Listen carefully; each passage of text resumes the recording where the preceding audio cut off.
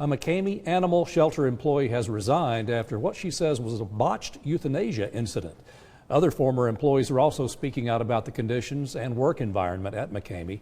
Our Mary Frances Hoots is live in the studio with more. Mary Frances. Well, David, I spoke with 4 former employees who have all quit within the last 5 months. They cited poor management and poor running of the shelter as reasons why.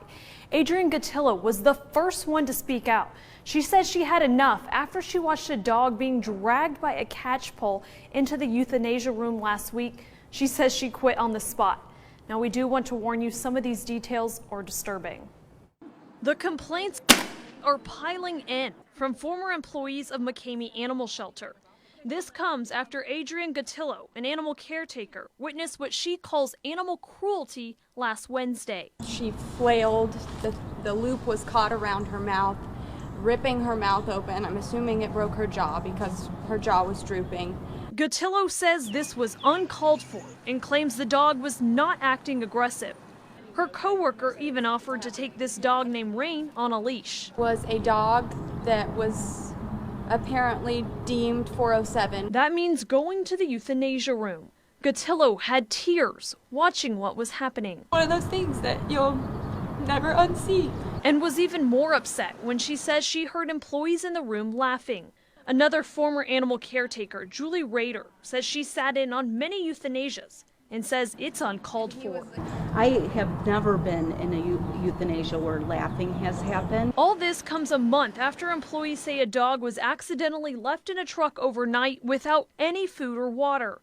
And another incident in November that led to 2 dogs getting into a fight and one dying, which former employees say could have been prevented. Because the fences of the facility are so worn and broken, one of them got into the other one's, was able to poke his head into the other one's cage. The fencing at the facility has been a concern for employees, and former animal caretaker Hallie O'Daniel says she's voiced those concerns before. Gaps that start out, the size of a fist, and within an hour they can be the size of like a huge freaking boulder.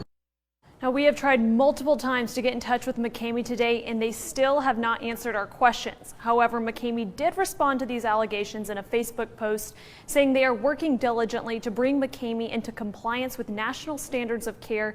And then later they went on to say, we take any allegations involving treatment of our animals very seriously. We assure the public that their trust in us as a humane place for animals is not misplaced. Live in the studio, Mary Frances Hooch, Channel 3 Eyewitness News.